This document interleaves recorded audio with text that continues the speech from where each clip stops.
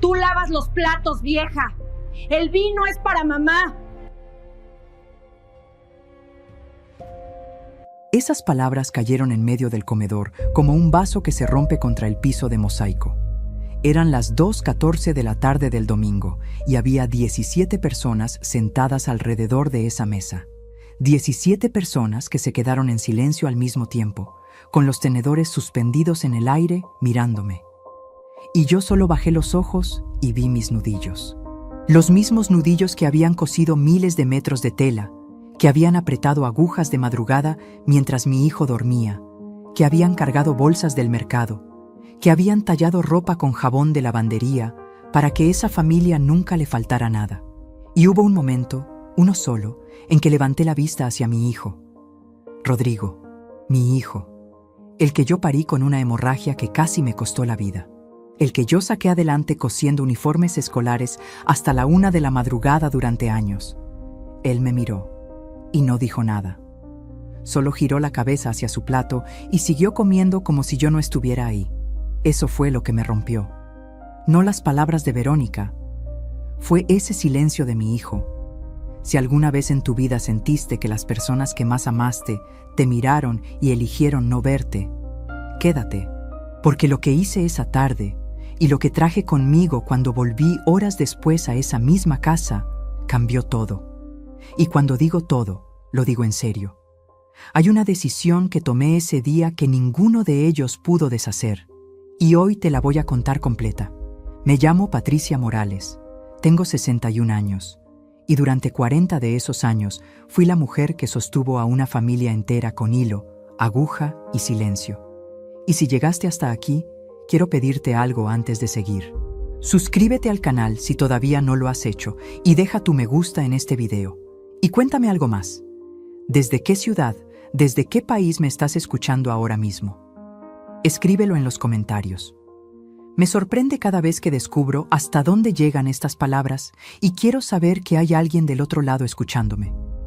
Crecí en Puebla, en una casa pequeña de paredes de adobe, donde el olor a chile tostado se mezclaba con el olor a ropa lavada con jabón azul.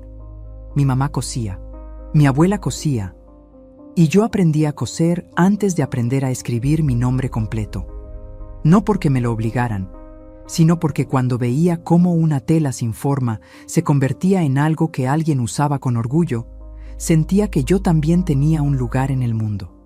A los 19 años me casé con Ernesto. Era un hombre trabajador, serio, que olía a madera recién cortada porque trabajaba en una carpintería de la colonia. Tuvimos a Rodrigo a los 23 años. Un parto difícil, 3 días de labor, 4 litros de sangre y una transfusión que el médico me contó después cuando ya me había salvado. Rodrigo llegó chillando fuerte, con las mejillas redondas y los puños apretados, como si ya supiera que venía a pelear con el mundo. Y yo lo amé desde el primer segundo, con ese amor que no se explica, que no se mide, que no tiene fondo. Ernesto murió cuando Rodrigo tenía 12 años, un infarto, rápido, sin aviso. Un martes a las 7 de la mañana, mientras tomaba su café en la cocina. Quedé sola con un niño de 12, una máquina de coser Singer que ya tenía 15 años de uso encima, y 120 pesos en la cartera. No tuve tiempo de llorar. Bueno, sí lloré. Lloraba de noche, sola, con la almohada tapándome la boca para que Rodrigo no me oyera desde el cuarto de al lado. De día cosía. Cosía vestidos de 15 años, uniformes escolares, manteles bordados, faldas de ballet para niñas de la colonia. Cosía y cosía y cosía, hasta que los dedos me sangraban y los ojos me ardían y la espalda me gritaba que parara. Pero no paraba, porque Rodrigo necesitaba comer, necesitaba zapatos que le cupieran, necesitaba cuadernos y lápices y un cartón de leche cada 2 días, y yo era lo único que había entre él y el hambre. Con los años monté un pequeño taller en el cuarto que daba a la calle. Puse un letrero hecho a mano. Patricia Modas, costura y arreglos. No tenía dinero para una imprenta. El letrero era de cartón y letras de pintura vinílica azul que yo misma tracé con una regla y un pincel de pelo fino. Pero la gente llegó. Primero las vecinas, después las amigas de las vecinas, después mujeres de otros barrios que venían con vestidos de novia para ajustar, con pantalones para remendar, con ilusiones para hacer realidad en tela. Ese taller lo construí con años de noches sin dormir. Y cuando Rodrigo cumplió 15 años, pude regalarle sus primeros tenis nuevos. No de segunda mano, nuevos, con caja y todo. Recuerdo que él los olió primero antes de ponérselos. Los olió como si fueran algo precioso. Y a mí se me cerró la garganta de la emoción, porque en ese olor yo reconocí todo lo que había costado. Las madrugadas, el frío del cuarto, los dedos entumecidos, los ojos irritados. Eso fue lo que construí, eso fue lo que di. Y lo di con gusto, sin llevar la cuenta, porque así ama una madre. Rodrigo creció. Estudió administración en una universidad pública que yo pagué con la costura. Consiguió trabajo en una empresa de logística. Y a los 28 años me presentó a Verónica. La primera vez que la vi, pensé que era guapa. Alta, segura de sí misma, con una sonrisa que llegaba antes que las palabras. Me cayó bien, de verdad. Recuerdo que le dije a mi comadre Esperanza: me cayó bien la novia de Rodrigo, tiene carácter. Y Esperanza me miró con esa cara que ella pone cuando sabe algo que yo todavía no sé, y me dijo muy despacio: Patricia, el carácter también puede herir. No le hice caso. Se casaron en mayo. Tuvieron su departamento rentado en la colonia Narvarte. 2 años después llegó Sofía, mi nieta. Esa niña que nació con los ojos enormes y que desde que aprendió a caminar me buscaba a mí primero cuando tenía miedo, o frío, o sueño. Cuando Sofía tenía 2 años, el dueño del departamento le subió la renta de golpe. Rodrigo me llamó: «Mamá, ¿nos dejas vivir en tu casa tantito mientras ahorramos?». La casa de la colonia Ermita. La casa donde Rodrigo creció. La que yo había comprado con 15 años de costura, que todavía mantenía con mi pensión y con los encargos que seguían llegando al taller. ¿Qué iba a decirle yo que no? Era mi hijo. Se mudaron en octubre. Los primeros meses estuvo bien. Verónica me ayudaba a veces en la cocina. Sofía dormía en el cuarto que había sido de Rodrigo de niño, y cuando la oía reírse en las mañanas, sentía que la casa volvía a respirar de verdad. Pero poco a poco las cosas fueron cambiando. Las comidas empezaron a servirse en la mesa del comedor, y a mí comenzaron a darme el plato en la cocina. Primero una vez, después otra, después siempre. Cuando llegaban visitas de Verónica, yo era la que recogía los vasos, la que ponía el agua a hervir, la que desaparecía sin que nadie me lo pidiera con palabras, porque ya lo había aprendido sin que me lo dijeran. No dije nada. Me convencí de que estaba exagerando, que era mi casa y mi familia, y que yo era parte de todo eso, que Verónica era joven y no sabía cómo tratar a las suegras, que con el tiempo cambiaría, que Rodrigo me quería aunque no lo demostrara, que el silencio era solo una etapa, y el silencio se fue haciendo más grande, como un agujero que uno ignora en la tela porque cree que no va a crecer, hasta que un día la tela entera se cae. Ese domingo, Verónica había organizado una reunión familiar grande. Sus tíos, su mamá, su hermana mayor, 3 primas y 2 amigos de trabajo de Rodrigo. 17 personas en total. Yo había cocinado desde las 7 de la mañana. Mole negro, arroz rojo, frijoles de olla, tortillas hechas a mano. Había puesto la mesa con el mantel de hilo que yo misma había bordado hace 30 años, con flores en las esquinas que tardé 4 meses en terminar. Cuando todos estaban sentados y los platos estaban servidos, Verónica descorchó 2 botellas de vino. Las puso en la mesa del comedor. Una de tinto, una de blanco. Y en ese momento me miró desde donde yo estaba, de pie junto a la cocina, con Sofía en brazos. Y lo dijo, frente a todos, con esa voz segura que ella tiene cuando sabe que nadie la va a detener. Y señaló a su propia madre que estaba sentada en la cabecera de mi mesa, en mi casa. Yo no grité, no lloré, no dije nada. Bajé la mirada hacia Sofía, que tenía 4 años y me estaba mirando con los ojos muy abiertos, sin entender bien qué había pasado, pero sintiendo que algo se había roto en ese cuarto. Esa niña me apretó el cuello con sus brazos pequeños, y yo la apreté también, muy fuerte, como si en ese abrazo pudiera guardar todo lo que no tenía fuerza para decir. Luego la puse despacio en el sillón de la sala. Tomé mi bolso de la silla y salí de mi propia casa sin decir una sola palabra. Caminé 6 cuadras hasta la parada del camión. Me senté en una banca de metal fría y estuve ahí un rato largo, con el bolso en las rodillas y las manos temblándome encima, mirando la calle sin verla realmente. En algún momento, sin haberlo planeado, abrí el bolso y saqué una tarjeta. Una tarjeta pequeña, de cartulina blanca, que había guardado 3 semanas atrás y que nunca había querido usar. La miré durante mucho tiempo. Después marqué el número. Pero eso fue antes de que yo regresara. Antes de que llegara a esa casa con alguien que nadie en esa mesa imaginaba que yo conocía. Antes de que Rodrigo se quedara paralizado en la puerta mirando lo que yo había traído conmigo. Más adelante vas a entender por qué guardé esa tarjeta durante 3 semanas en el fondo del bolso, debajo de todo. Lo que había detrás de ese número lo cambió todo. Hay una imagen que no me ha abandonado en todos estos años. Es una imagen pequeña, casi sin importancia, pero a mí me persigue como persiguen las cosas que uno no entiende hasta mucho después. Las imágenes que se quedan no siempre son las grandes. A veces son las más quietas, las que caben en la palma de la mano. Rodrigo tenía 7 años. Era un miércoles de invierno y llovía desde temprano con esa lluvia fina y fría que cala los huesos, la que no hace ruido pero empapa todo lo que toca. Yo estaba cosiendo en el taller, con la estufa de gas prendida al lado para no congelarme los dedos, escuchando el goteo del techo donde la lámina tenía una pequeña grieta que nunca me alcanzó el dinero para reparar. Él llegó de la escuela empapado porque se había caído en un charco a 2 cuadras de la casa.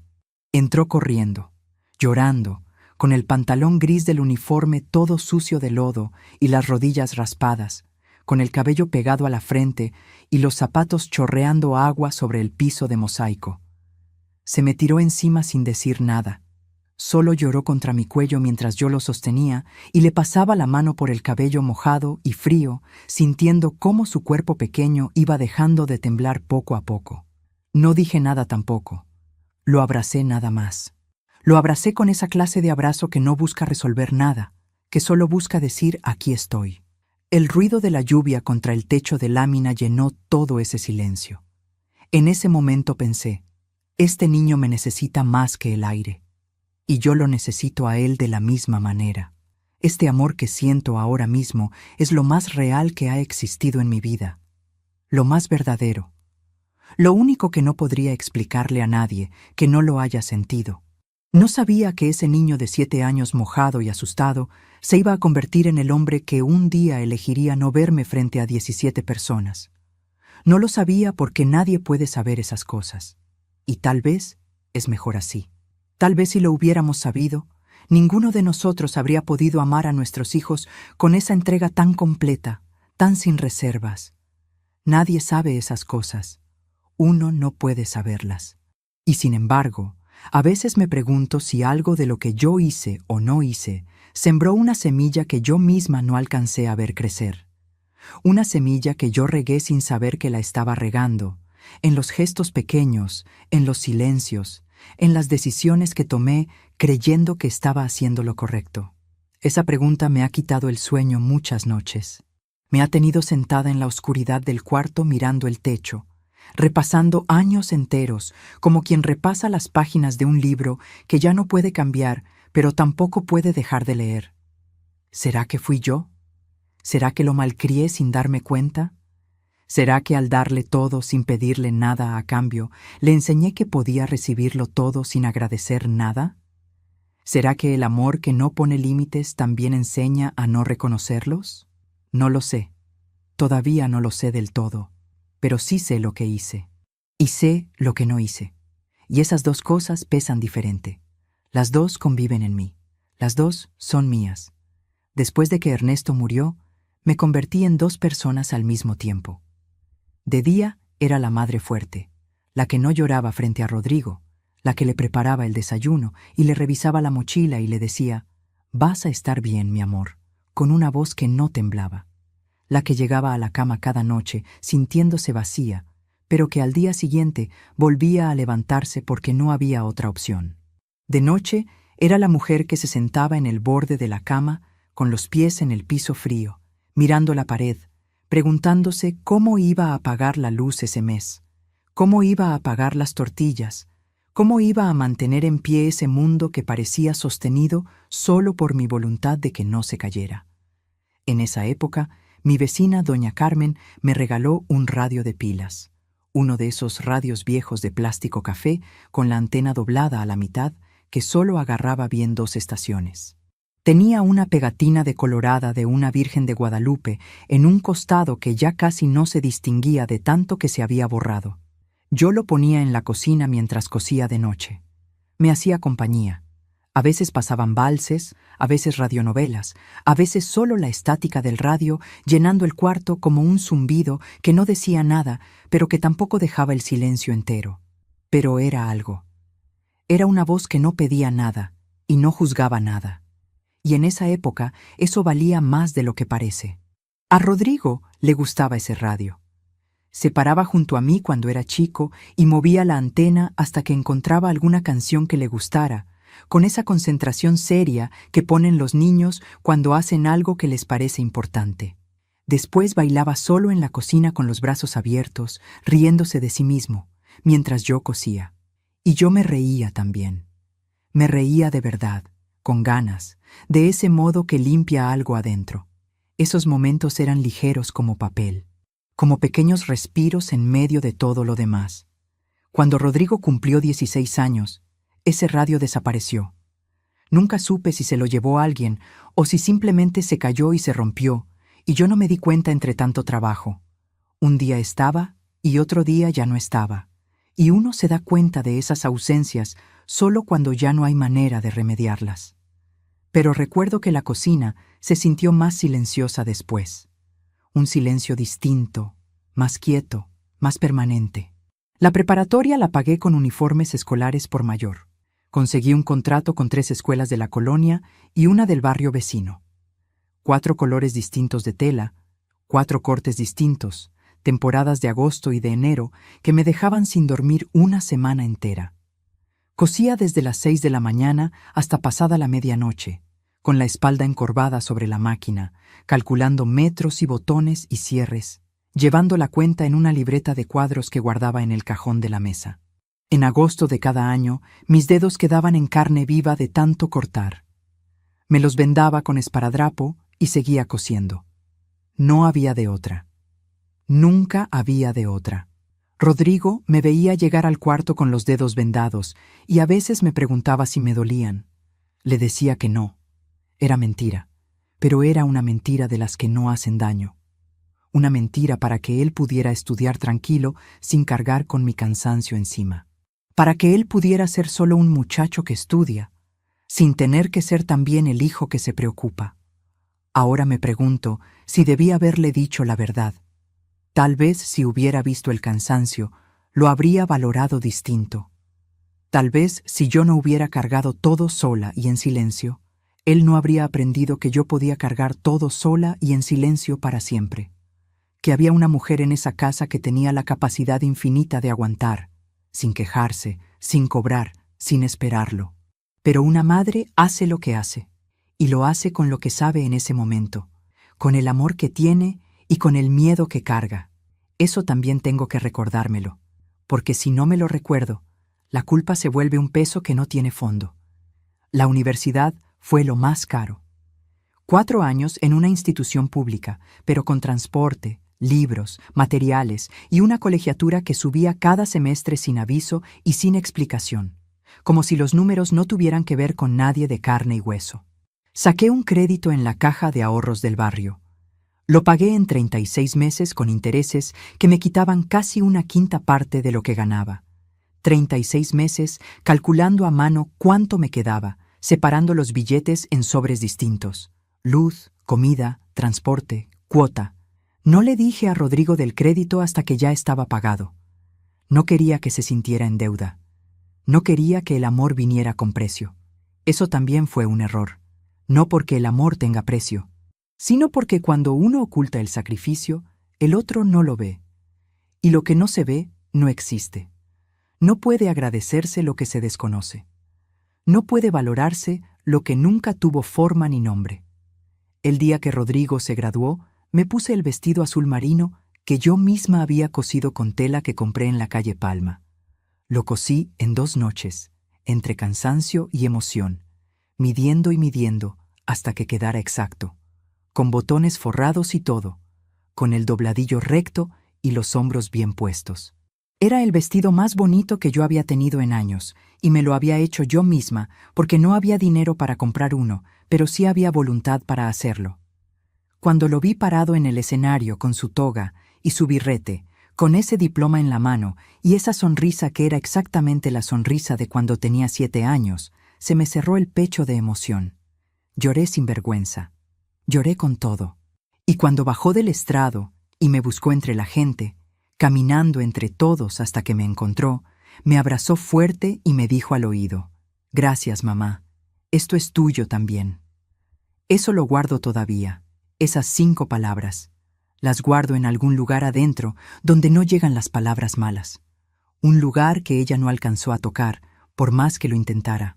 Los primeros años después de la boda con Verónica estuvieron bien. Como ya te conté, me cayó bien al principio. Tenía energía, era organizada, sabía lo que quería.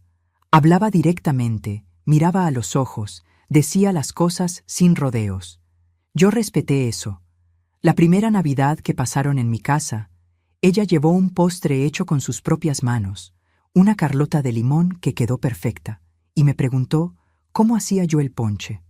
Nos quedamos las 2 en la cocina picando tejocotes y cañas, mientras los hombres veían el fútbol en la sala, y platicamos. De verdad platicamos, con esa clase de conversación que no se busca, pero que llega sola cuando 2 personas bajan la guardia al mismo tiempo.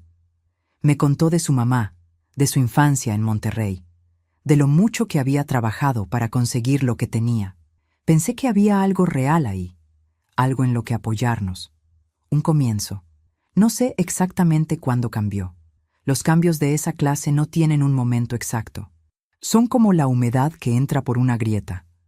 No la ves entrar, pero un día despiertas y la pared ya está manchada. Y entonces uno se pregunta desde cuándo, y no hay respuesta clara porque la humedad no avisa. Fue gradual. Primero fueron los comentarios pequeños, que si la casa necesitaba modernizarse, que si mi manera de cocinar era muy de rancho, que si los muebles de la sala eran de otra época.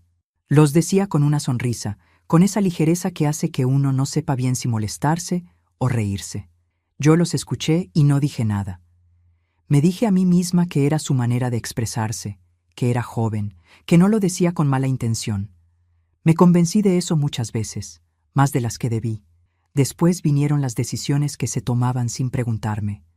Cambiaron el color de la cocina sin decirme nada. Un sábado llegué del mercado y la cocina era verde menta cuando yo la había dejado color crema. El color crema que yo había elegido hacía 15 años porque me recordaba las paredes de la casa de mi mamá. Cuando le pregunté a Rodrigo me dijo: «Es que Verónica quería cambiarla, mamá. Además la tuya ya estaba muy vieja». La mía. Como si el color de una pared pudiera ser mío o de alguien más. Como si la casa entera no fuera mía. Ese día guardé silencio. Lo guardé muy hondo. Más hondo de lo que debí. Y aquí viene algo que necesito contarte porque todavía me duele cuando lo recuerdo. No por lo que fue en sí mismo, sino por lo que representó. Por lo que me mostró que ya era normal en esa casa. Sofía tenía 2 años y 8 meses. Era una tarde de jueves, de esas tardes sin prisa que parecen más largas y más suaves, y yo estaba en el patio de atrás enseñándole a Sofía a reconocer las plantas.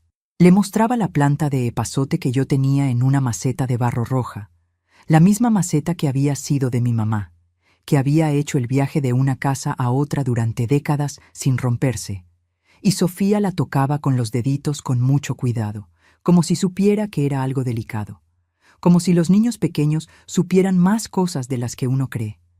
Me dijo con su voz de bebé: «Güela, ¿esto se come?» Y yo me reí y le dije que sí, que olía rico, que lo podía oler. Me incliné para acercarle la hoja y ella la olió con los ojos muy abiertos, muy seria, como descubriendo algo importante. Entonces llegó Verónica al patio. Me miró a mí, miró la maceta y sin decir buenas tardes dijo: ¿Por qué la dejas tocar eso? Tiene tierra y microbios. Tomó a Sofía del brazo con esa firmeza suya que no admite conversación y se la llevó adentro sin mirarme más. Sofía volteó a verme desde los brazos de su mamá con esos ojos grandes que tiene. No dijo nada. Yo tampoco dije nada. Me quedé sola en el patio con la maceta de barro roja, con el epazote, con el silencio, con el olor a tierra húmeda que nadie iba a oler ya. Y en ese momento, sin buscarlo, me acordé de cuando Rodrigo tenía 2 años y yo le dejaba meter las manos en la tierra del jardín de mi mamá. Se llenaba los dedos de tierra negra y se los chupaba y yo me reía. Mi mamá se reía. Nadie nos quitaba a ese niño de los brazos por la tierra. Nadie pensaba que había algo malo en dejar que un niño tocara el mundo con las manos. Fue solo un segundo en que el pasado y el presente se pusieron uno sobre el otro y yo vi la diferencia entre los dos, la distancia entre los dos, lo mucho que había cambiado algo que yo pensé que no podía cambiar. Pero lo guardé, como guardaba todo, como había aprendido a guardar, durante años, durante décadas, con una disciplina de la que no me sentía orgullosa pero que me había mantenido en pie. El detonador antes del domingo de la reunión no fue uno solo. Fue una acumulación, como cuando uno carga una caja que va siendo más pesada con cada cosa que le agregan y sigue cargándola porque todavía puede, porque siempre ha podido, porque uno ya no sabe bien cuál es su límite de tanto ignorarlo, hasta que le agregan un papel doblado encima y la caja se cae. No se cae por el papel, se cae por todo lo que ya había antes. Ese papel doblado fue una conversación que escuché sin querer 3 semanas antes del domingo. No la busqué. No andaba espiando ni esperando nada. La puerta del cuarto estaba entreabierta y las voces llegaron hasta mí mientras yo estaba en el pasillo, caminando hacia la cocina, sin imaginar lo que iba a escuchar. Era Verónica hablando por teléfono. Supuse que hablaba con su mamá o con su hermana. La oí decir, en ese tono tranquilo que usa cuando dice cosas crueles, como si fueran normales, con esa tranquilidad que es más difícil de soportar que el enojo. Lo que pasa es que la señora ya no sirve para nada, y Rodrigo no tiene los pantalones de decírselo. No escuché más. No necesitaba más. Me alejé del pasillo en silencio, sin hacer ruido, con el cuidado que uno pone en los movimientos cuando el cuerpo todavía no sabe bien qué hacer con lo que acaba de recibir. Entré al taller, cerré la puerta con cuidado para que no crujiera, y me senté frente a la máquina de coser sin encenderla. Me quedé quieta un momento largo, con las manos sobre las rodillas, con los ojos abiertos. Lo que ella había dicho no me sorprendió del todo. Lo que me sorprendió fue que no me sorprendiera, que en algún lugar adentro yo ya lo sabía, que lo había sabido desde hacía tiempo y lo había estado ignorando con esa capacidad que tenemos de no ver lo que no queremos ver, como se ignoran las cosas que duelen demasiado para mirarlas de frente. A veces la sorpresa más grande no es la noticia, es descubrir que ya la sabías. Esa noche no dormí. Me quedé en la cama con los ojos abiertos mirando el techo oscuro, escuchando la respiración de la casa, pensando, no con palabras ordenadas, con imágenes, con pedazos de años que iban y venían solos.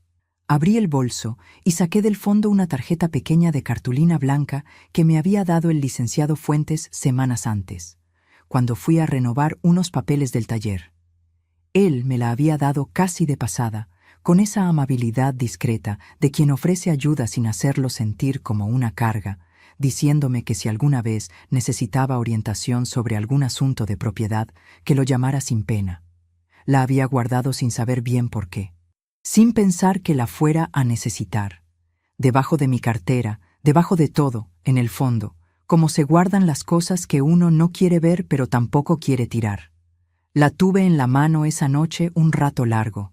Le di vuelta varias veces. Leí el nombre, el teléfono, la dirección.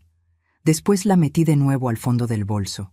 3 semanas después del domingo más largo de mi vida, Cuando ya estaba sentada en esa banca de metal frío en la parada del camión, con las manos temblando encima del bolso y el corazón latiendo más fuerte de lo que debería, fue cuando la volví a sacar. Aunque todavía no sabía exactamente lo que iba a pasar esa noche, algo dentro de mí ya había decidido. No con palabras, con los huesos, con esa certeza silenciosa que no viene de la cabeza, sino de algún lugar más profundo. Como cuando uno sabe que el tiempo de aguantar terminó, sin que nadie tenga que decírtelo, sin que haya que explicarlo ni justificarlo, solo saberlo. Necesito detenerme un momento aquí, porque mientras te cuento todo esto, pienso en cuántas personas me están escuchando ahora mismo que también lo dieron todo, durante años, durante décadas, sin llevar la cuenta, sin pedir recibo, sin esperar reconocimiento, porque así aman las madres, los padres, los abuelos de esta tierra, con todo y sin condiciones. Y recibieron tan poco a cambio, o peor, recibieron desprecio donde debía haber gratitud, indiferencia donde debía haber memoria, silencio donde debían haber llegado las palabras. ¿Tú también viviste algo así? ¿Tú también guardaste silencio cuando debiste haber hablado? ¿Tú también cargaste todo solo, toda sola, convenciéndote de que podías con eso y con más? Escríbemelo en los comentarios. Quiero leer tu historia. Quiero que sepas que no estás solo, no estás sola. Que estas palabras llegan hasta ti porque hay algo que compartimos, algo que no necesita explicarse ni traducirse, que se reconoce nomás con sentirlo. Con sentir que alguien más pasó por ahí y salió del otro lado. Había algo que yo hacía cuando era niña y me golpeaba con algo duro, con la esquina de una mesa o el filo de una puerta. No lloraba de inmediato. Había un segundo, justo un segundo, entre el golpe y el dolor, en que el cuerpo todavía no entendía lo que le había pasado. Un segundo de silencio absoluto antes de que todo ardiera. El cuerpo tiene esa manera de protegerse a sí mismo, de pedirse un momento antes de aceptar lo que ya ocurrió. Eso fue lo que sentí cuando Verónica dijo esas palabras frente a 17 personas. Un segundo de nada. Y después el ardor, pero no lo mostré. Bajé los ojos, apreté a Sofía, salí. Eso ya te lo conté. Lo que no te conté es lo que pasó dentro de mí durante las horas que estuve sentada en esa banca de metal, mirando pasar los camiones sin subirme a ninguno, mirando pasar el mundo como si yo fuera invisible en él, como si el tiempo se hubiera vuelto algo que solo les pasaba a los demás. Los pensamientos no fueron poéticos ni ordenados, fueron cortos, furiosos, concretos. 40 años cosiendo. La casa, es mi casa. Rodrigo no dijo nada, Rodrigo no dijo nada, Rodrigo no dijo nada. El mantel con las flores bordadas. 4 meses en hacerlo. La maceta roja de mi mamá. La cocina verde menta. La señora ya no sirve para nada. Ya no sirve, ya no sirve, ya no sirve para nada. Esas palabras giraban en mi cabeza sin pausa, sin piedad, como disco rayado que no encuentra el final del surco. Esas palabras de Verónica por teléfono, que yo había escuchado sin querer 3 semanas antes, se me repitieron ahí en la banca con una claridad que casi me cortó la respiración. Las había guardado. Las había doblado y metido muy adentro, como se mete algo que quema, algo que uno sabe que no puede mirar todavía. Pero ya no había adentro donde guardarlas. El adentro se había llenado. Se había desbordado esa tarde frente a 17 personas. Y entonces, en medio de ese remolino de pensamientos, me acordé de la tarjeta. La saqué del bolso. La sostuve entre los dedos con cuidado, como si fuera a romperse. Como si el papel tuviera la fragilidad de todo lo que en ese momento dependía de él. Cartulina blanca. Letras negras pequeñas. Licenciado Arturo Fuentes. Notaría y asesoría legal en materia de bienes raíces y herencias. Un número de teléfono. Una dirección en la Colonia Centro. 3 semanas antes, cuando él me la había dado en la notaría, yo no entendí bien por qué la guardé. Me dije que era por costumbre, que una siempre guarda las tarjetas de la gente aunque no las vaya a usar. Pero la verdad era otra. La verdad era que una parte de mí, una parte muy callada y muy fría que yo no quería escuchar ni reconocer, ya sabía que iba a necesitarla. Esa parte no tenía nombre, pero sí tenía paciencia. Había estado esperando. Marqué el número a las 4:38 de la tarde. Sonó 3 veces. Contestó él mismo. Le dije quién era. Le dije que necesitaba hablar con él sobre mi casa, sobre mis derechos como dueña, sobre lo que podía hacer si quería pedir a alguien que se fuera. Lo dije con una voz más tranquila de lo que esperaba tener, como si las palabras ya estuvieran listas y solo hubieran estado esperando ser dichas. Hubo una pausa breve del otro lado, no larga, solo lo suficiente para que yo supiera que él entendía el peso de lo que acababa de escuchar. Después me dijo, «Señora Patricia, ¿puede venir mañana a las 10?» Le dije que sí. Colgué. Y por primera vez en muchas horas dejé de temblar. Suscríbete al canal si todavía no lo has hecho y deja tu me gusta en este video. Y dime algo más. ¿Desde qué país, desde qué ciudad me estás escuchando ahora mismo? Escríbelo en los comentarios. Solo eso. Quiero saber hasta dónde llegan estas palabras. Esa noche regresé a la casa a las 7:15 de la noche. Entré por la puerta de enfrente con mi llave, como siempre.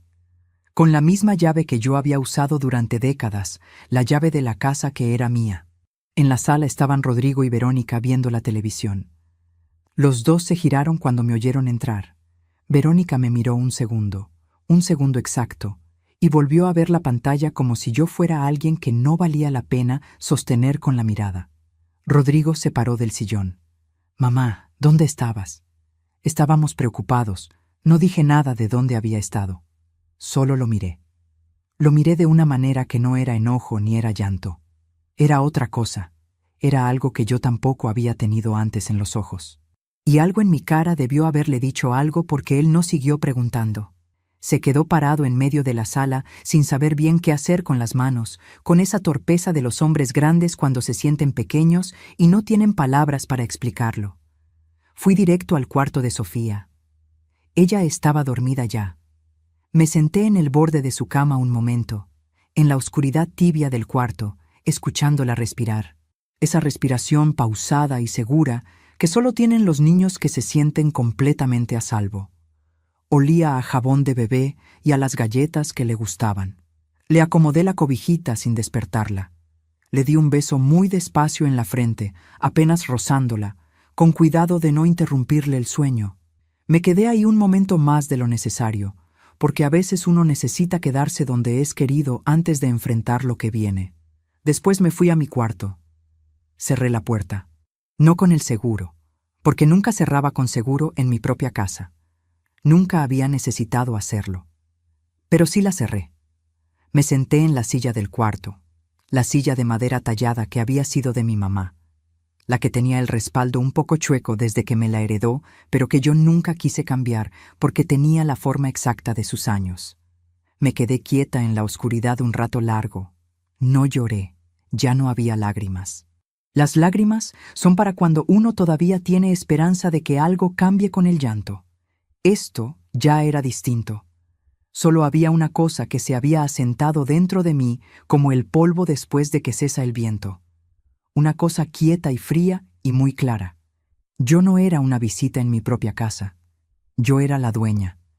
Y era momento de que eso quedara muy claro. Eso que sentí esa noche no fue rabia.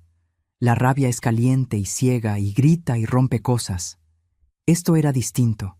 Era frío y silencioso y veía perfectamente bien. Era la clase de claridad que llega solo cuando uno ya se cansó de tener miedo. Al día siguiente, a las 9:45 de la mañana, estaba sentada frente al escritorio del licenciado Fuentes con mis documentos. Los que yo había guardado en la caja de metal azul que vivía debajo de mi cama desde hacía 20 años, guardados con esa meticulosidad silenciosa de quien siempre supo que el papel vale tanto como la sangre cuando las cosas se complican. La escritura de la casa, el comprobante del crédito pagado, los recibos del predial a mi nombre, año por año, sin falta, el acta de matrimonio de Ernesto y mío, y el acta de defunción de Ernesto, y el documento que acreditaba que yo era la única heredera del bien inmueble. Todo en orden, todo mío, todo con sello y fecha y nombre. El licenciado Fuentes lo revisó despacio, con calma, sin apresurarse. Era un hombre mayor, de bigote gris, que usaba unos lentes con armazón de metal que le hacían la cara seria pero no antipática. La clase de cara que da confianza porque no está tratando de darla. Cuando terminó de revisar, juntó los papeles con cuidado, los alineó contra el escritorio con un golpe suave y me miró por encima de los lentes. Me dijo: «Señora Patricia, esta propiedad es completamente suya. No tiene ninguna deuda, no tiene ningún gravamen.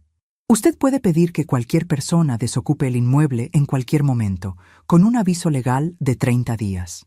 30 días. Yo repetí esas 2 palabras en silencio dentro de mi cabeza. Las dejé reposar ahí. Les tomé la medida. 30 días. El licenciado me explicó el procedimiento. Me habló de un documento oficial, una carta notariada que él podía preparar, firmada y sellada, que yo entregaría a las personas que vivían en mi casa.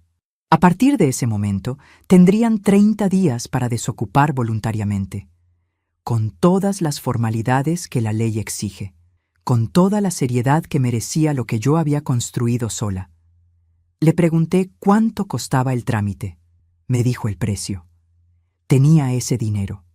Lo tenía en la cuenta de ahorros que yo mantenía sola, la que nunca había mezclado con los gastos de la casa, la que había alimentado con los encargos del taller durante años, costura a costura, dobladillo a dobladillo.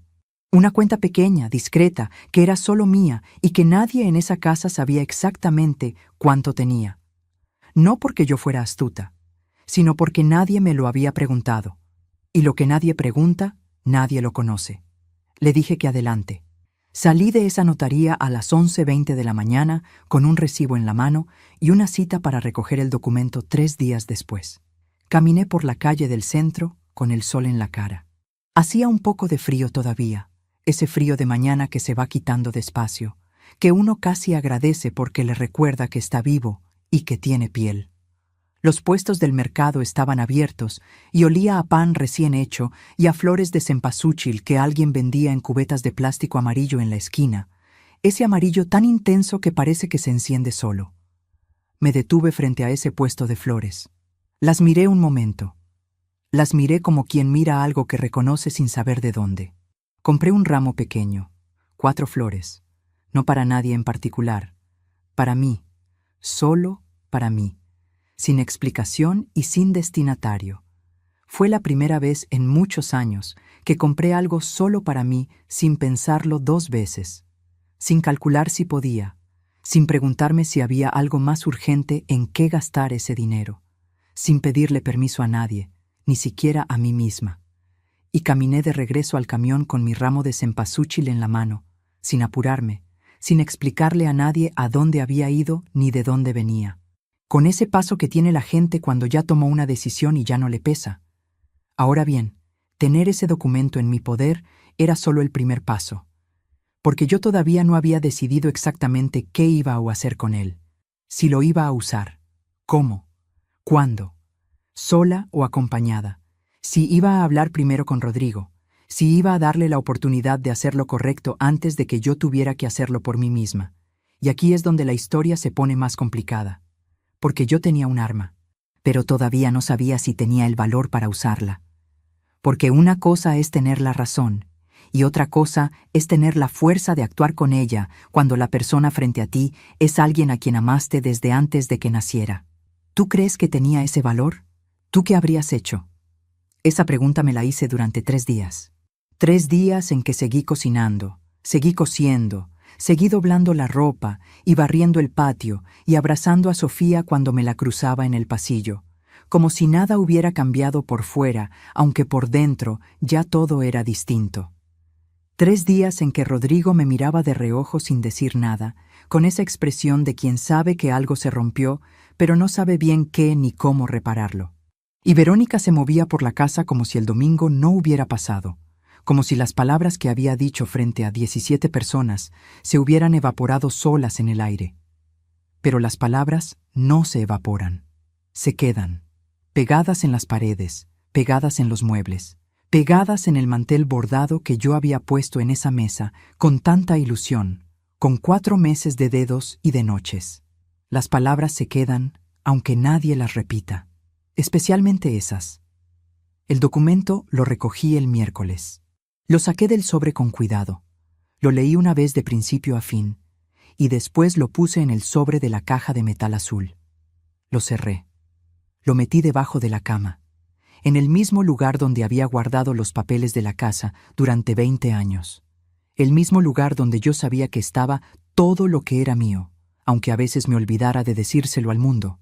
Y esa noche, mientras esperaba a que la casa se quedara en silencio, mientras escuchaba apagarse uno por uno los ruidos de la noche, hice una llamada más. Una llamada que no era al licenciado Fuentes. Una llamada que no tenía nada que ver con papeles ni con leyes.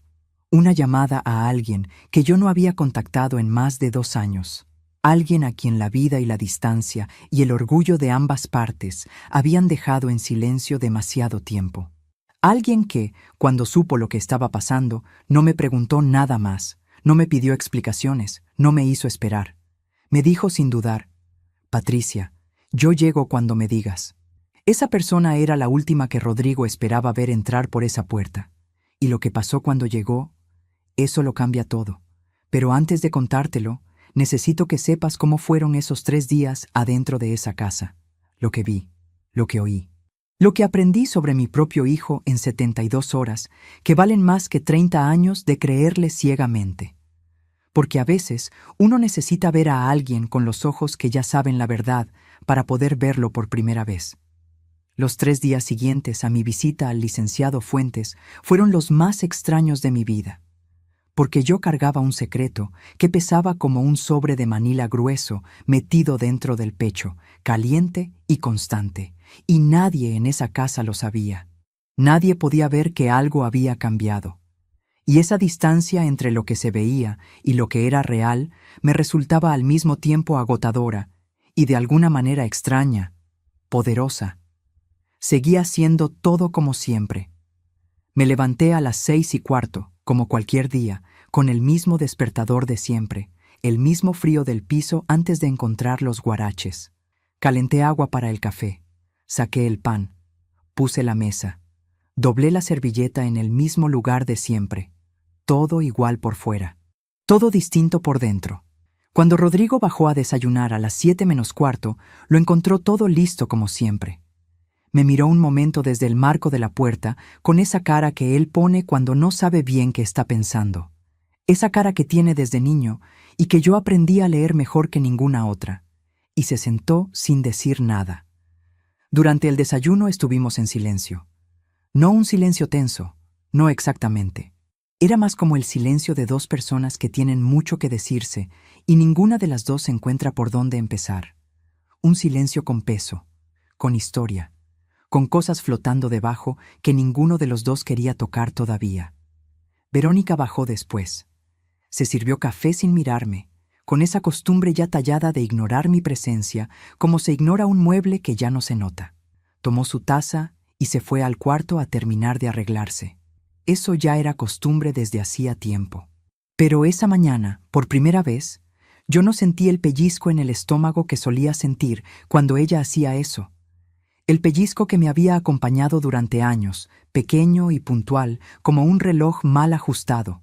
Solo la observé caminar hacia el pasillo con su taza en la mano y pensé, muy tranquila, sin rabia ni amargura, en 4 semanas no va a hacer eso aquí. Y esa tranquilidad me sorprendió. Me sorprendió sentirla tan limpia, tan sin culpa. Era la misma tranquilidad del agua antes de hervir. Por fuera, nada. Por dentro, todo moviéndose. Esa mañana abrí el taller. Corrí la cortina para dejar entrar el sol de la mañana, que a esa hora todavía era oblicuo y tibio y entraba justo sobre la mesa de trabajo. Saqué la máquina de coser, puse hilo en la bobina y empecé a trabajar en un encargo que tenía pendiente. Unos manteles para una señora del barrio que los necesitaba para el 15 años de su nieta. Trabajé 3 horas seguidas, con calma, con precisión, cada puntada igual a la anterior, con esa concentración que da hacer con las manos algo que se conoce de memoria, algo que no exige pensarlo, y que deja la cabeza libre para lo que de verdad importa. Y mientras cosía, fui organizando lo que tenía que hacer. Lo fui poniendo en orden como se ponen en orden los hilos antes de empezar un bordado difícil. Lo primero era hablar con el licenciado Fuentes para confirmar que el documento estaba listo y que el procedimiento era exactamente como él me había explicado. Eso lo haría al día siguiente. Lo segundo era hablar con mi comadre Esperanza. No para contarle todo, solo para pedirle un favor muy concreto que todavía no había decidido exactamente cómo pedirle, pero que ella, conociéndome como me conocía, iba a entender antes de que yo terminara de explicarlo. Lo tercero era la llamada que ya había hecho esa noche al teléfono que no marcaba desde hacía más de 2 años. La llamada que todavía no te he contado del todo. La persona del otro lado me había dicho que llegaba cuando yo dijera, y yo todavía no había dicho la fecha. Todavía estaba midiendo el momento. Todavía estaba asegurándome de que cuando dijera la fecha, no iba a echarme para atrás. Esa tarde, mientras Rodrigo llegaba del trabajo y Verónica tenía una de sus conversaciones largas por teléfono en el cuarto, con esa voz que sube cuando cree que nadie la escucha, ocurrió algo que no estaba en ninguno de mis planes. Sofía entró al taller.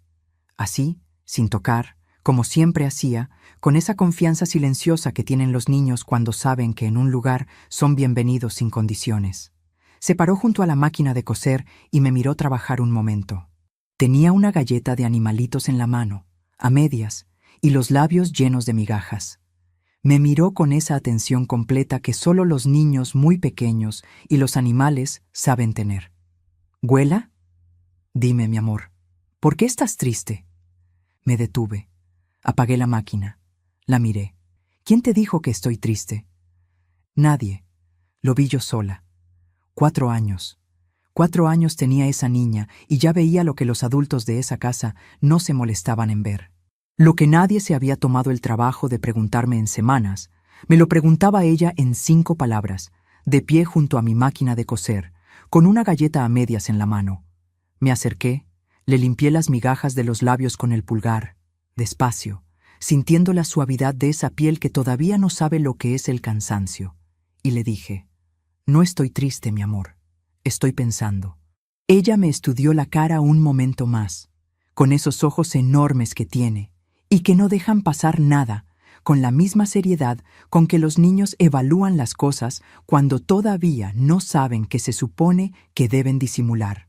Después me ofreció la mitad de su galleta con toda la seriedad del mundo, con las 2 manos extendidas, como se ofrece algo precioso, como se ofrece lo más valioso que uno tiene en ese momento. Y yo me reí, una risa de verdad, que salió sola, sin buscarla. La primera en muchos días, una de esas risas que uno no sabe que necesitaba hasta que llega. La tomé, la comí, le dije que estaba muy rica. Y ella se subió a la silla de al lado, esa silla pequeña que yo había puesto ahí años atrás para que Rodrigo me acompañara cuando era chico, y se quedó ahí sentada, columpiando los pies que no llegaban al piso, acompañándome en silencio mientras yo volvía a coser, sin pedir nada, sin preguntar más, solo estando. Esa imagen la guardo como se guardan las flores entre las páginas de un libro, aplanada, quieta, para siempre, sin que el tiempo pueda seguir tocándola. Antes de contarte lo que pasó después, necesito preguntarte algo, y de verdad quiero saber tu respuesta. Si tú estuvieras en mi lugar, con ese documento guardado bajo la cama, con esa persona que habías llamado lista para llegar, con ese hijo que había elegido el silencio frente a 17 personas, ¿habrías esperado más? ¿O ya era suficiente? ¿Cuánto tiempo más le habrías dado? Escríbeme en los comentarios. Necesito saber qué habrías hecho tú. Al día siguiente confirmé con el licenciado Fuentes. El documento estaba listo, sellado y firmado. Fui a recogerlo a las 10 de la mañana, caminando despacio por las calles que ya conocía de memoria, respirando ese aire de mañana que todavía no se ha llenado del ruido del día. Lo guardé en el sobre de la caja de metal azul, junto con los otros papeles. Cerré la caja. La puse de nuevo debajo de la cama. en el lugar donde siempre había estado todo lo que era mío de verdad. Esa tarde llamé a Esperanza. Esperanza y yo nos conocíamos desde hacía 32 años. Habíamos sido vecinas antes de que yo comprara la casa de la colonia Ermita, vecinas de pared compartida, de ventanas que se veían de frente, de saludos a gritos por encima de la ropa tendida. Habíamos criado a nuestros hijos juntas, nos habíamos prestado huevos y harina cuando hacía falta, nos habíamos sentado una al lado de la otra en las noches difíciles sin necesitar muchas palabras. Habíamos enterrado juntas a nuestros esposos con 1 año de diferencia, y eso crea entre dos personas un lazo que no se nombra, pero que tampoco se rompe. Era el tipo de amistad que no necesita explicaciones porque ya tiene demasiada historia acumulada. La clase de persona que uno llama cuando las cosas se ponen serias de verdad. Le conté lo suficiente. No todo. Solo lo que necesitaba que supiera para ayudarme. Lo justo para que entendiera sin tener que llenarlo de detalles que lo complicarían. Cuando terminé, Esperanza estuvo un momento en silencio. Un silencio que yo ya conocía. El silencio de ella cuando está pensando con cuidado antes de hablar. Cuando está midiendo las palabras como se mide la tela antes de cortar. Después dijo, con esa voz suya que no sube ni baja nunca. Esa voz que tiene la temperatura constante de quien ya vio demasiado como para asustarse. Patricia, ¿para qué me necesitas exactamente? Le dije para qué. Volvió a quedarse callada un momento. Solo un momento. Y después, dime cuándo. 32 años de amistad. Y nunca me había fallado una sola vez. El tercer día fue el jueves. Y el jueves fue cuando Rodrigo, por primera vez desde el domingo, me buscó. Fue en la tarde, cuando Verónica había salido a una cita con su hermana y la casa respiraba de otra manera, con esa calma distinta que tiene el aire cuando ciertas personas no están. Me encontró en la cocina pelando papas, con el delantal puesto y la radio baja al fondo, y se sentó en la silla de junto sin que yo lo invitara. La misma silla donde se sentaba de niño a hacer la tarea mientras yo cocinaba. La misma que había usado durante años, sin darse cuenta de que eso era un regalo. Se quedó mirando sus propias manos un rato antes de hablar, como si buscara en ellas el comienzo de las palabras. Mamá, lo que pasó el domingo, lo miré. Esperé. Le dejé el espacio que necesitaba, aunque una parte de mí ya sabía lo que iba a venir. Él tragó saliva. Sé que estuvo mal. Lo de Verónica estuvo mal. Pero también tienes que entender que ella a veces se exalta y dice cosas que no piensa y... ¿Me escuchaste, Rodrigo? Él levantó la vista. Estabas ahí. Me escuchaste decirte con los ojos que te necesitaba. Y elegiste tu plato. No lo dije con temblor en la voz. No lo dije llorando. Lo dije como se dice una verdad que ya no tiene dónde esconderse, que ya no necesita adornos ni disculpas. Él no dijo nada. Vi cómo algo en su cara se movía por dentro, como cuando el agua de un vaso se agita aunque nadie lo toque, como cuando algo que uno había guardado muy quieto se desacomoda solo. Mamá, no hace falta que digas nada ahorita, le dije. Y lo dije sin enojo, sin lágrimas, solo con esa calma fría y limpia que me había instalado en el pecho desde el domingo, que ya no me pesaba, sino que me sostenía. Hay cosas que ya están decididas, Rodrigo, y las vas a entender muy pronto. Él frunció el ceño. ¿Qué quieres decir con eso? Terminé de pelar la papa que tenía en la mano. La puse en el tazón de agua con esa precisión lenta que tienen los gestos cuando uno los hace por última vez, sin saber todavía que es la última vez. Me sequé las manos en el mandil. Quiero decir que te quiero mucho, que siempre te voy a querer, que eres mi hijo y eso no cambia con nada de lo que pase, pero que esta casa es mía, y que yo también soy una persona, no solo tu madre, una persona. Se quedó mirándome fijo, con esa expresión de quien escucha palabras que entiende por separado, pero que juntas no le cuadran todavía. Y yo fui al taller, cerré la puerta y marqué el número que llevaba 3 días esperando marcar. 3 días sintiéndolo en la punta de los dedos cada vez que pasaba cerca del teléfono. La voz del otro lado contestó al primer timbrazo. Le dije, «Puedes venir el sábado. El sábado llegó con un sol de mañana limpio y frío, de ese que ilumina sin calentar todavía, que pone luz en todo sin comprometerse con el calor. Yo estaba en la cocina desde temprano, antes de que la casa empezara a moverse.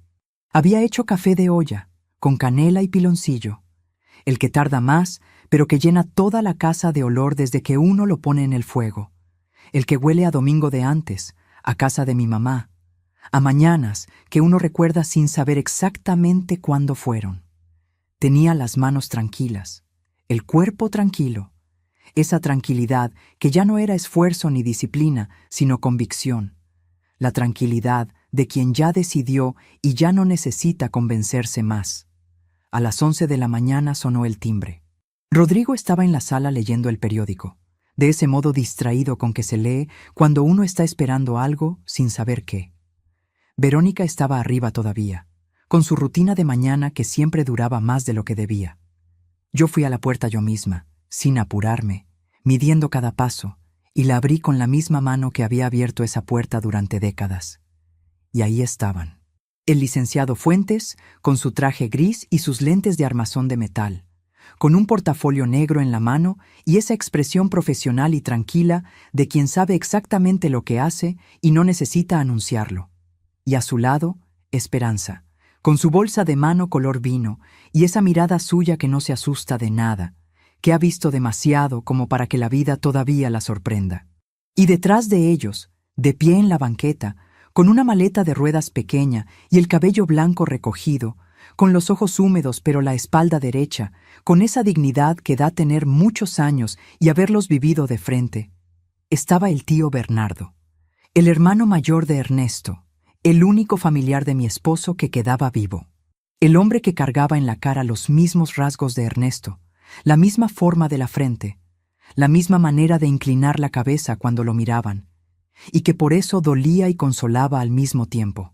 El hombre que Rodrigo no había visto en 7 años, porque Verónica, en algún momento que yo nunca entendí del todo, con esa habilidad suya para cerrar puertas sin que pareciera que ella las cerraba, había logrado que esa relación se fuera apagando hasta desaparecer. Una llamada menos, una visita cancelada, un cumpleaños sin mensaje. Así se apaga una familia sin que nadie firme nada. El tío Bernardo, 81 años. Más delgado que la última vez que lo había visto, con esa delgadez de los ancianos que el cuerpo va tomando con los años como quien va dejando lo que ya no necesita, pero de pie, firme, con la maleta pequeña en la mano y los ojos que me encontraron antes de que yo terminara de abrir la puerta. Rodrigo escuchó el ruido de la puerta y salió de la sala con el periódico todavía en la mano. Se quedó parado en el pasillo mirando hacia la entrada con esa postura que uno tiene cuando algo no termina de tener sentido. Vi exactamente el momento en que reconoció al tío Bernardo. Vi el instante preciso. Vi cómo su cara pasó de la confusión a algo que no era exactamente culpa, pero que se le parecía mucho. Algo que se quedó a mitad del camino entre el reconocimiento y el peso de lo que había dejado apagarse. «Mamá, ¿qué es esto?». No respondí de inmediato. Los hice pasar. Los senté en la sala como se sienta a las personas que uno ha esperado con cuidado. Le serví café al licenciado Fuentes en la taza buena, la de porcelana blanca que yo guardaba para las visitas importantes. Le di un abrazo largo al tío Bernardo, uno de esos abrazos que dicen muchas cosas que no se dicen con palabras, que dicen te extrañé y me alegra que estés aquí y lo siento todo al mismo tiempo. Le apreté la mano a Esperanza, que me apretó de vuelta con esa firmeza suya que significa aquí estoy. Rodrigo seguía parado en el pasillo, con el periódico todavía doblado en la mano, sin entender qué estaba pasando en su propia sala. Sin entender que esa sala exacta donde él había crecido y donde había creído que las cosas siempre iban a seguir como estaban, en ese momento ya era otra cosa, o lo que él había creído que era su sala. En ese momento se oyeron pasos en las escaleras. Verónica bajó con su bata y el cabello suelto, todavía a medio arreglar, y frenó en seco en el último escalón cuando vio a las personas sentadas en la sala. Sus ojos recorrieron el grupo una vez, 2 veces, y me buscaron a mí con una expresión que yo no le había visto antes. No era enojo, No era la frialdad de siempre, era algo más cercano al miedo. Esa clase de miedo que llega cuando uno se da cuenta, demasiado tarde, de que las cosas ya se movieron sin pedirle permiso. El licenciado Fuentes se puso de pie con esa calma de quien ha hecho esto muchas veces y sabe que el peso del momento no requiere dramatismo. Abrió el portafolio, sacó el sobre con ambas manos y lo puso sobre la mesa de centro. Sobre el mantel bordado con las flores en las esquinas que yo había tardado 4 meses en terminar. Sobre ese mantel que había sobrevivido años de esa mesa, que había absorbido el calor de cientos de tazas, que era tan mío como mis propias manos. Y dijo, con esa voz tranquila y clara y sin fisuras que tienen los hombres que saben exactamente el peso de lo que dicen. Buenos días. Soy el licenciado Arturo Fuentes, notario público. Estoy aquí a solicitud de la señora Patricia Morales, propietaria legítima de este inmueble, para hacer entrega formal de un aviso de desocupación voluntaria con 30 días de plazo, de acuerdo con lo establecido en... No escuché el resto de la frase legal. Las palabras siguieron, precisas y formales, llenando la sala con su peso oficial. Pero yo no las escuché. Estaba mirando a Rodrigo. Estaba mirando cómo mi hijo, el niño al que yo había sacado adelante cosiendo de madrugada con los dedos vendados con esparadrapo, el niño que había bailado solo en la cocina con los brazos abiertos frente al radio de pilas, el niño que se había tirado contra mi cuello en un miércoles de lluvia para que yo lo sostuviera, se quedaba paralizado en ese pasillo, con el periódico colgando de la mano, con la boca entreabierta, sin poder decir una sola palabra, mirando a su madre por primera vez con los ojos de alguien que acaba de entender que hay consecuencias, que las cosas que se hacen y las cosas que no se hacen dejan un rastro, que el silencio frente a 17 personas tiene un precio. Y lo que él dijo cuando finalmente recuperó la voz, eso fue lo último que yo esperaba escuchar. Lo que Rodrigo dijo fue esto: Mamá, ¿por qué no me hablaste antes? No antes de los gritos de Verónica, no antes de que el licenciado Fuentes pusiera ese sobre encima de la mesa, sino antes de que todo esto llegara tan lejos. Esa fue la pregunta de mi hijo, y fue la pregunta más cruel y la más honesta que me hizo en toda su vida al mismo tiempo, porque tenía razón. Y no la tenía. Tenía razón en que yo había guardado demasiado, que había cargado en silencio lo que no debí cargar sola. Que acaso si yo hubiera hablado antes, si hubiera puesto límites antes, si hubiera dicho, esto no, Rodrigo, esto no está bien, la primera vez y la segunda y la tercera, las cosas no habrían llegado hasta ese domingo del mantel bordado y los 17 invitados y la copa de vino. Pero no tenía razón en lo que estaba insinuando, que la responsabilidad de lo que pasó era mía por haber callado. Como si el que calla fuera el culpable y el que grita quedara limpio. No dije nada de eso, solo lo miré. El licenciado Fuentes esperó. Esperanza miraba sus propias manos. El tío Bernardo estaba sentado en el sillón con su maleta pequeña a los pies y los ojos fijos en Rodrigo con una expresión que yo conocía bien. La expresión de un hombre que ya vio esto antes y ya sabe cómo termina. Verónica no había dicho una sola palabra desde que bajó las escaleras. Estaba parada junto al pasillo, con los brazos cruzados, y la cara de alguien que está calculando muy rápido. La vi recalcular en tiempo real. Vi cómo sus ojos iban del sobre en la mesa al licenciado Fuentes, al tío Bernardo, a mí, y vi exactamente el momento en que entendió que esta vez no había salida fácil. El sobre tiene 2 nombres, explicó el licenciado con calma. El de la señora Verónica Torres y el del señor Rodrigo Morales. Ambos tienen 30 días calendario para desocupar voluntariamente el inmueble. Si transcurrido ese plazo la propiedad no ha sido liberada, la señora Morales tiene el derecho legal de iniciar un proceso de desalojo. Rodrigo se sentó en la silla que estaba más cerca. Se sentó despacio, como si las piernas de repente no le respondieran bien. Tenía 38 años y esa mañana los parecía todos. Mamá, dijo con la voz más baja que le había escuchado desde que era adolescente. ¿A dónde quieres que vayamos? No quiero que vayan a ningún lado castigados, Rodrigo. Quiero que vayan a su propio lugar, a un lugar que sea de ustedes, porque esta casa es mía, y yo también tengo derecho a vivir en paz en ella. Hubo un silencio largo. Fue Verónica la que lo rompió, y lo rompió de una manera que yo no esperaba. No gritó, no se defendió, no dijo ninguna de las cosas que yo había ensayado mentalmente que iba a decir. Solo preguntó, con esa voz tranquila que a veces tiene y que me resulta más difícil de leer que el enojo. ¿Y Sofía? La miré. Sofía es mi nieta. Eso no cambia nada. Eso no va a cambiar nunca. Fue lo único que dije sobre eso, y por el momento fue suficiente. Los 30 días que siguieron fueron los más silenciosos que recuerdo en esa casa. No un silencio de paz, un silencio de cosas que se acomodan, de espacios que se reorganizan, de personas que empiezan a entender que el mundo que conocían se está acomodando diferente. Rodrigo y Verónica empezaron a buscar departamento esa misma semana. Supe después, por Esperanza, que Rodrigo le había pedido ayuda a un compañero de trabajo para que le prestara algo de dinero para el depósito. No me lo pidió a mí, tal vez porque sabía que no era el momento, tal vez porque algo en él había cambiado también, aunque yo no alcanzaba a verlo todavía desde tan cerca. El tío Bernardo se quedó en la casa.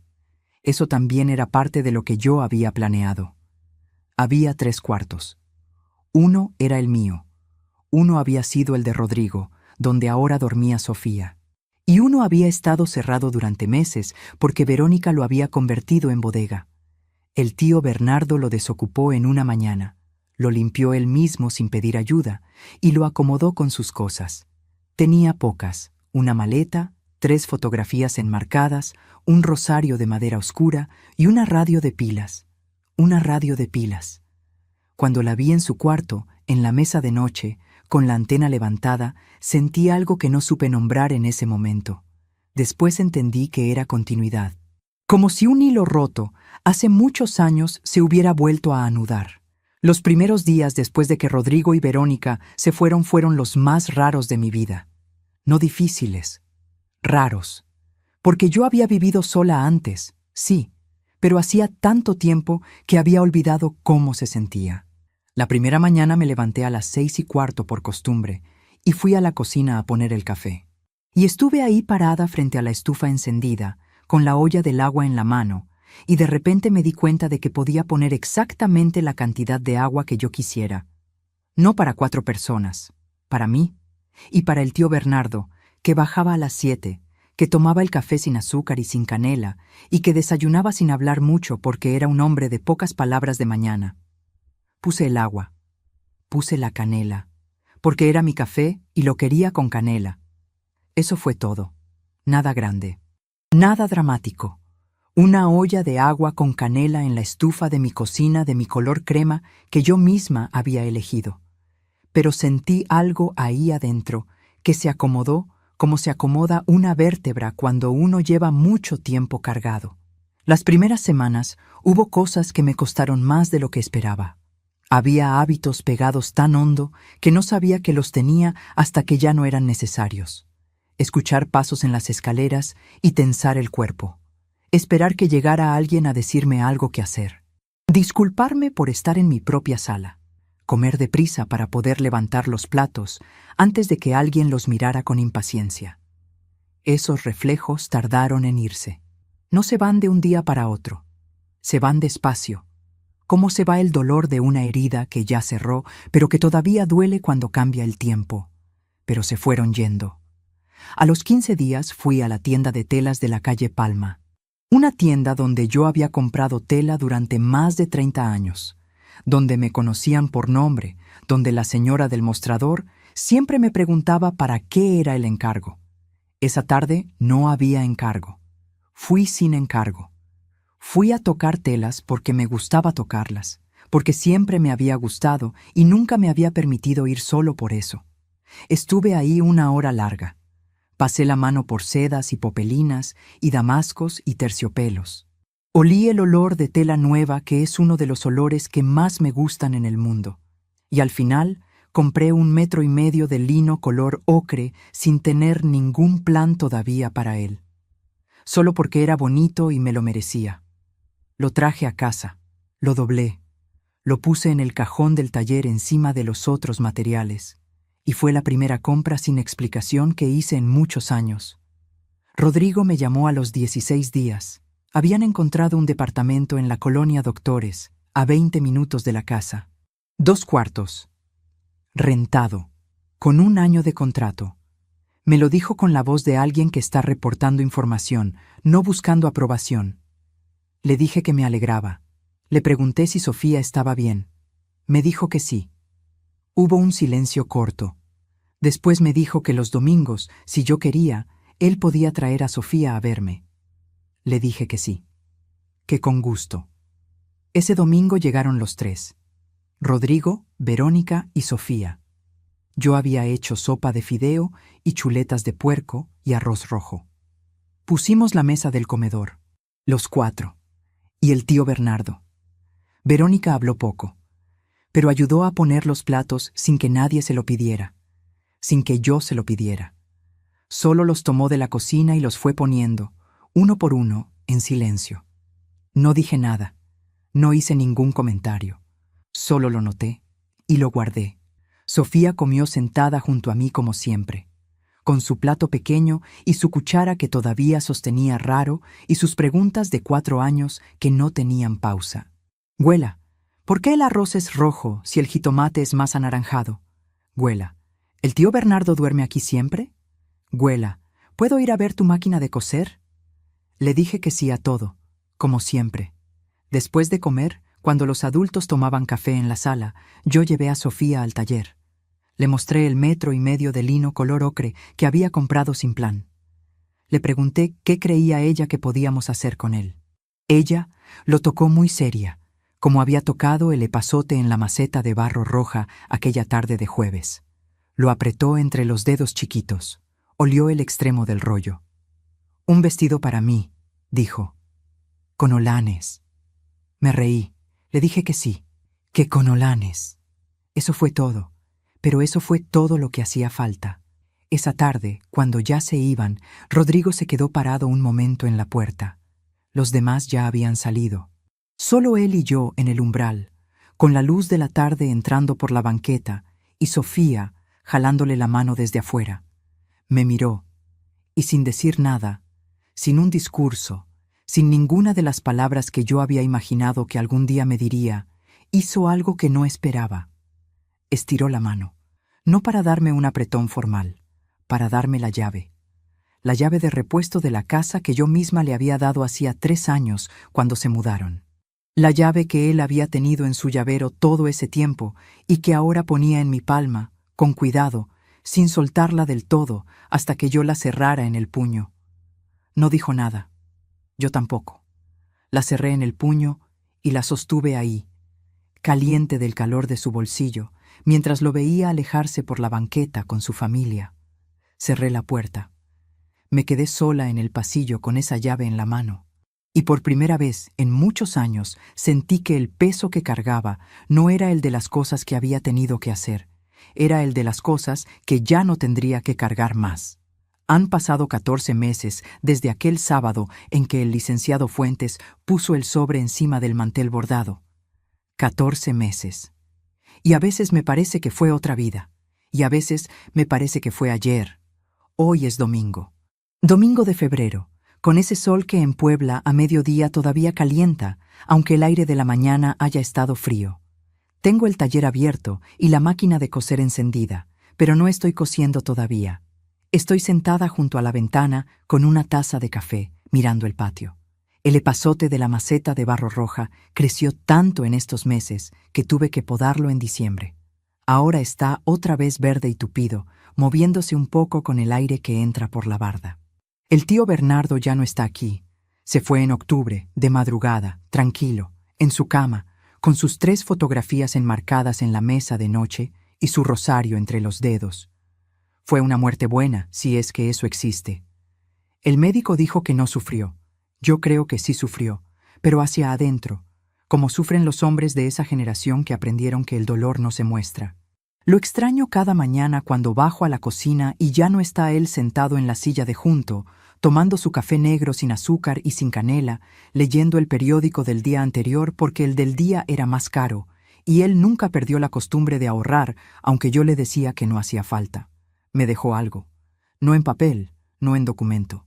Me lo dijo él mismo 3 semanas antes de irse, una tarde en que estábamos sentados los dos en el patio, y el sol estaba bajando y el epazote olía fuerte, y él me miró de lado y me dijo: «Patricia, Ernesto hubiera estado muy orgulloso de ti. No de lo que hiciste con los papeles ni con la casa. Del momento en que decidiste que ya era suficiente. Eso es lo que él hubiera querido ver». No le respondí nada. Me quedé mirando el patio. Después de un rato, le dije que yo también lo creía. Rodrigo viene cada domingo. Desde hace 11 meses no ha fallado uno solo. Llega con Sofía, casi siempre sin Verónica, aunque en los últimos 3 meses ella ha venido también, algunas veces. No siempre, pero viene. Verónica y yo no somos amigas. No voy a decirte eso porque sería mentira, y no tiene caso mentirte a estas alturas. Entre ella y yo hay algo que podría llamarse respeto cauteloso. Un respeto que se construyó no con palabras, sino con acciones pequeñas y repetidas. Ella llegando un domingo y preguntando si necesitaba algo del mercado antes de venir. Yo diciéndole que sí podía traer jitomates. Ella trayendo los jitomates, yo cocinando con ellos. Las dos en la cocina al mismo tiempo sin pisarnos, sin estorbarnos, sin fingir que todo está perfecto, pero sin lastimarnos tampoco. Hay un territorio nuevo entre nosotras que todavía no tiene nombre exacto, pero está ahí, y de momento es suficiente. Con Rodrigo es diferente. Con Rodrigo hay una conversación que empezó ese domingo en que me devolvió la llave y que todavía no ha terminado. Es una conversación que a veces se hace con palabras y a veces con silencios y a veces con cosas tan pequeñas como pasarme el pan sin que yo lo pida o quedarse 10 minutos más después de que Verónica ya está en el carro esperándolo. El domingo pasado se quedó esos 10 minutos. Sofía ya estaba afuera y él estaba parado junto a la puerta con la mano en el picaporte cuando me dijo sin mirarme del todo: «Mamá, ¿tú crees que uno puede aprender?». Le pregunté qué quería decir. Me miró entonces, a los ojos, y dijo: «Aprender a hacer las cosas distintas, a ser distinto, a no repetir lo que uno aprendió mal sin saber que lo aprendió mal». Me quedé quieta un momento. Después le dije: «Sí, creo que sí. Creo que la gente aprende cuando le duele lo suficiente y cuando tiene honestidad para reconocer de dónde viene el dolor». Él asintió despacio, como quien recibe algo que no sabe todavía cómo cargar, pero lo toma. Salió. Cerré la puerta. Y me quedé parada en el pasillo con esa pregunta de él rebotando en las paredes de la cabeza. ¿Puede uno aprender? ¿Puede uno cambiar? Yo tengo 61 años y sigo haciéndome esa pregunta sobre mí misma también. Porque no fui víctima nada más. También fui cómplice de mi propio silencio. También aprendí cosas mal y tardé demasiado en reconocerlo. Aprendí que el amor de madre no tiene límites, que dar sin pedir nada a cambio es virtud, que aguantar es fortaleza, y esas cosas que aprendí no eran todas ciertas. El amor de madre tiene límites, tiene que tenerlos, porque sin límites no es amor, es sacrificio que se consume solo y no sirve a nadie al final. Y aguantar no siempre es fortaleza. A veces aguantar es miedo disfrazado de paciencia. Y yo tuve miedo durante mucho tiempo. Miedo a perder a mi hijo. Miedo a quedarme sola. Miedo a que si ponía un límite, el amor se rompiera. Lo que aprendí este año es que el amor que se rompe cuando uno pone un límite nunca fue amor completo. Era una transacción, y las transacciones se terminan cuando una parte deja de pagar. El amor real resiste los límites, se ajusta a ellos. A veces duele ajustarse, sí, pero resiste. Sofía viene cada domingo. Eso no ha cambiado. Y eso es lo más importante. Esta semana le terminé el vestido de lino color ocre con holanes. Lo colgué en el cuarto que fue del tío Bernardo, que ahora es un cuarto limpio con luz y la ventana abierta. Lo colgué en el perchero de madera y me quedé mirándolo un momento antes de apagar la luz. Holanes pequeños en el ruedo, como ella quería, 4 botones forrados en el cuello. 2 bolsillos que no sirven para nada pero que quedan bonitos. La talla exacta de una niña de 4 años y medio que ya casi tiene 5. Mañana viene Sofía. Le voy a dar el vestido. Y eso, para mí, es lo que sigue. No el domingo del mantel bordado. No las palabras de Verónica frente a 17 personas. No el sobre encima de la mesa con los papeles del licenciado Fuentes.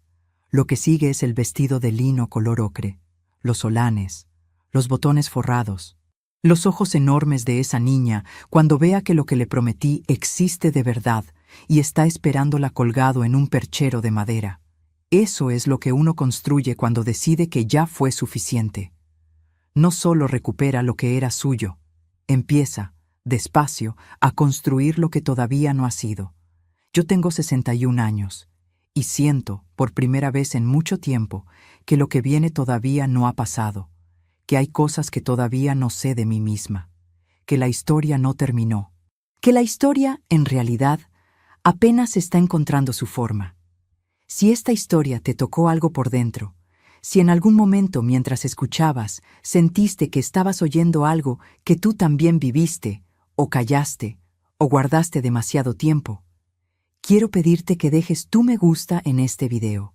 No te lo pido como un número. Te lo pido porque quiero saber que hay alguien del otro lado que entiende lo que cuesta levantarse cuando la persona que más amas elige no verte. Suscríbete al canal para que la próxima historia también llegue hasta ti, porque hay muchas más, y todas tienen ese mismo hilo de dignidad que nos une. Y si conoces a alguien que necesita escuchar esto hoy, una amiga, una hermana, tu mamá, tu vecina, alguien que está cargando en silencio lo que no debería cargar sola, compártelo con ella. Porque a veces la historia de otra persona nos da el valor que a nosotros nos ha faltado para decir, finalmente, ya fue suficiente, y lo que sigue es mío.